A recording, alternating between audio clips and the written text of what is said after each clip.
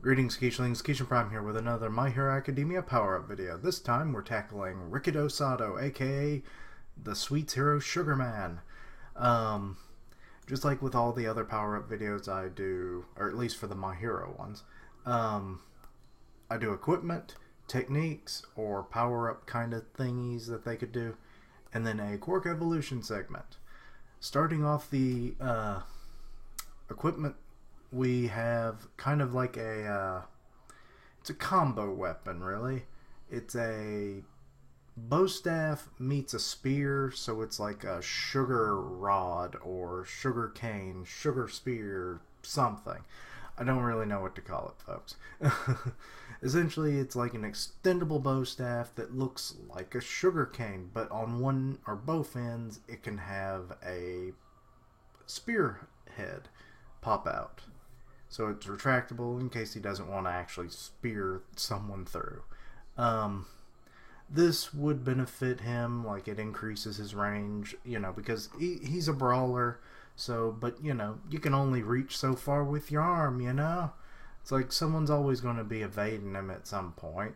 So, if he can swing a pole around or, jab at him, it's not a bad idea. So it increases his range, it changes up and varies his close to mid-range combat style, and there you go, overall improvement. Next is the Placebo Power Pills, or just Placebo Pills. I wasn't sure on this name either. Basically, they are, if you know what the placebo effect, a good example of that is in the It movie. One of the kids that it terrorizes throughout the movie, he had a placebo drug prescribed to him by his doctor for years. It did absolutely nothing. It's a sugar pill. So, just to give you an example of that, in case you weren't aware. But essentially, like, sugar capsules would make it a lot easier to carry around than the normal tubes of sugar that he uses normally. Like, I foresee a scenario, like, say, he's fighting a villain, he either, like, drops them, like, the tube of sugar, and, like, oh, crap, it goes everywhere, and then it's like, what's he gonna do? He's not gonna lick that sugar off the dirt, So, but if he has pill form, hey, it's like you just rub that off on your shoulder, breathe on it a little bit, and then, bam, pop that sucker in, and it's like, power! So, yeah, I thought maybe that was a better form of sugar he could consume. Next is the Sweets Tracker. Essentially, it is a GPS tracking device that he uses to find sources of sugar should his reserves ever run low or run out. Gotta stay in top form, especially if, like, citywide threats, has to keep moving, but, like, can't go back to, like, his house or something to restock, so sometimes you gotta find things along the way. A funny scenario is like, okay, it's like, crap, I just ran out of sugar, I gotta get across town, or otherwise, it's like, something could happen. It's like, okay, sugar tracker, tell me where the sugar is. Beep, beep, beep, 3 meters away, or something like that. Well, meters, 3 meters is not a whole lot, is it? But first thing popped in my head. Like, there's a kid on the corner who had just bought some candy from down the street, and he's like, can I have a lollipop? So, something like that maybe. Next is the candy disc, which it will kind of look like, it'll have like the thickness of a hockey puck, roughly, maybe a third of the thickness, really, but it'll look like a peppermint candy. This will increase his range of attack. Also, he can use it to, like, say, knock a weapon out of somebody's hand, maybe. So yeah, it varies up his fighting, and it acts as somewhat of a support item as well. It's always good to have other things on hand, just as I mentioned with the first item, you're not always going to be able to reach your target with a punch, so why always rely on that? Next is the gum stopper. Sorry, poor names today. Essentially, they're like exploding balls, or gumballs. Exploding gumballs. Like, he throws them, it explodes into like the equivalent amount of what gum would be produced from it. And then it's a sticky substance, things get stuck to it.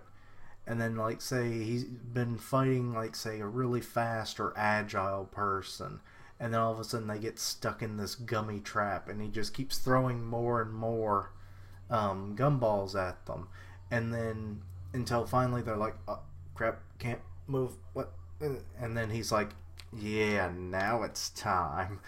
You've been dodging me all day, not anymore. He probably wouldn't be that sadistic, but, you know. You get aggravated sometimes, you know? Next is the Jawbreaker, like, trip-up trap, I guess I could call it. I really don't know. Basically, they're like not gumballs, but Jawbreaker. I have gumball on the brain. Or Gumball's brain, because The Amazing World of Gumball was good. And there was that brain episode, but whatever, I'm getting off track again. The Jawbreaker trip-up trap is essentially just Jawbreaker looking things that he throws on the ground, and they're like marbles that'll like trip up anybody that, you know, comes upon them. You know, just to keep with the candy theme. That he really doesn't have, to be honest, you know? He should. He really should. He could embrace a lot of things. And next is not something that I really indulged in a lot as a kid. I really didn't eat Jawbreakers either, but Pop Rocks. Okay, this would be kind of... they would kind of look like a Pop Rocks wrapper, but really it's not Pop Rocks at all. Well, none of them are really candy, are they? Oh no, the illusion has been broken. Pop Rocks, but they're like noisemakers, kind of like what I said in the Child Emperor power-up video, where, you know, you can, like, he can, like, throw them and make noise to divert attention away. Say he's trying to defend someone, or, like, get them out of harm's way. He can distract the enemy and then get away. Easy enough, effective enough. There we go. Also, Licorice Whip. Literal licorice whip. But hell, that one actually works, because we do have Midnight, one of his teachers, who uses a whip as like her primary weapon, so he can get lessons. So that one works. Next is techniques. I only have 2 for this one. Well, it kind of breaks down into about 3. 1 is a fighting style, and then 3 are actual techniques he would use. Given his appearance with the mask and everything, and like the just overall appearance of his costume, he reminds me of a luchador. You know, lucha libre would suit him well, because it, you know, close quarters fighting, he could adapt really easily to it. You know, so, like, I see it as a real advantage if he learned it. He could have, like, moves called Glucose Grapple or Sugar Smack. You know, get all Dickums the Frog on everybody's ass. And then, like, Jawbreaker Jab was another one I came up with. Yeah, Jawbreakers were on my mind today. What can I say? Jawbreakers and gumballs. Yep. And you know, that the last one is, you know, just him jabbing, obviously. Just a simple punch.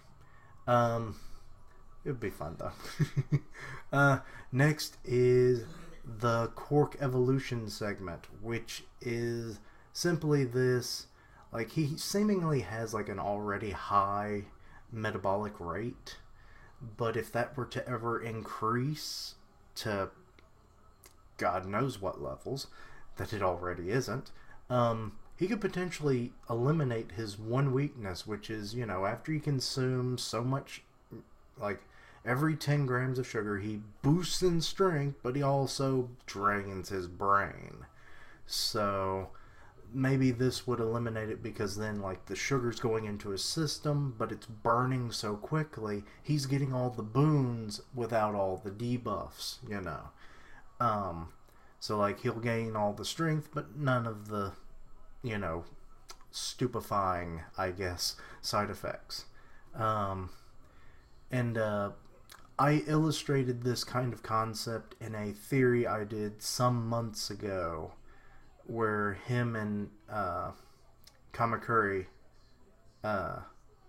could like potentially like get their potential unlocked and up their limits to what, you know, like how much they could consume or output before the downsides of their quirks would unlock, or be not unlocked, but start ravaging them.